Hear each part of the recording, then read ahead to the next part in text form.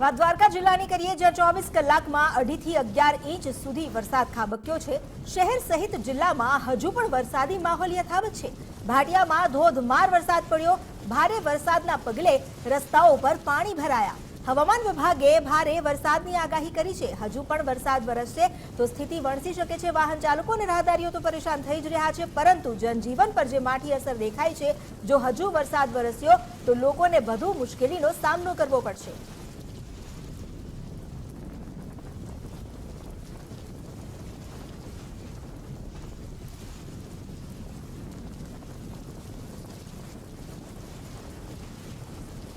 हमारी साथे जोड़ाया है संवाददाता नथु आहिर।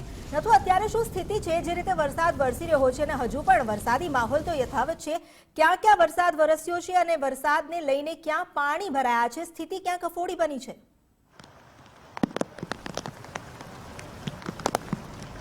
अमिता, देवभूमि द्वारका जिला में जाने आभ फाट्योए अतिवृष्टिनो माहौल सर्जायो होय एवा दृश्यो 3 दिवसथी सतत सामे छे। हजू पण आपणे जे दृश्य जोई रह्या छीए आ केमेरामां, आ छे कल्याणपुर द्वारका जिल्लानो कल्याणपुर तालुकानुं मुख्य मथक भाटिया गाम के ज्यां जोई शकाय छे हजू पण भारे वरसाद हाल पड़ी रह्यो छे। लगभग छेल्ला 1 कलाकथी आ वरसाद पड़ी रह्यो छे अने पाणी थई गयुं छे।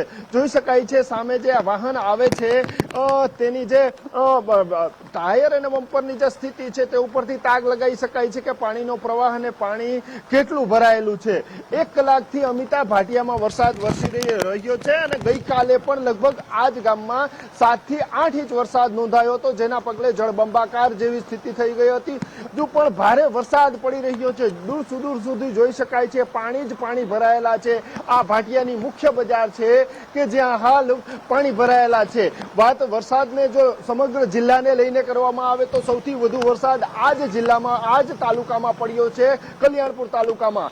ગઈકાલે 12 થી 13 ઇંચ વરસાદ ખાબકતા ગામડાઓ બેટમાં ફેરવાયા છે અને ઠેર ઠેર જે ખેતીવાડી છે, ખેતરોને નુકસાન પહોંચ્યું છે। તો સાથે સાથે અમિતા એ જણાવી દઉં કે કલ્યાણપુર તાલુકો એટલે કે રાજ્યનો મગફળી પકાવતો જે જિલ્લાનું જો મુખ્ય મથક છે કલ્યાણપુર, તે હબ ગણવામાં આવે છે। એટલે કે અહીંનો મગફળીનો પાક મુખ્ય છે અને મગફળીના પાક પર વ્યાપક અસર થઈ છે, કારણ કે છેલ્લા 1 સપ્તાહથી ખેતરોમાં પાણી ભરાયેલા છે, જેના કારણે મગફળીનો પાક જે છે તે હાલ ડૂબી ગયો છે અને નષ્ટ થવાની તૈયારીમાં છે। ગઈકાલે જ ખેડૂતોએ જણાવ્યું હતું, આજે પણ આપણે ગ્રાઉન્ડ ઝીરો કરીશું, પરંતુ જોઈ શકાય છે આ ભાટિયાની મુખ્ય બજારો છે કે જ્યાં હાલ ભારે વરસાદ પડી રહ્યો છે અને ચોતરફ પાણીના જે દ્રશ્યો સામે આવી રહ્યા છે।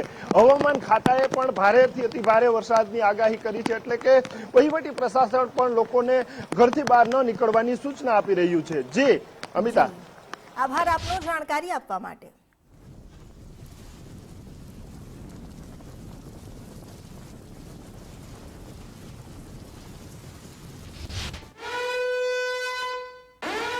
દ્વારકાના કલ્યાણપુર તાલુકામાં પણ આકાશી આફત આવી પડી। 10 ઇંચ વરસાદથી બેટમાં ફેરવાયું કલ્યાણપુર।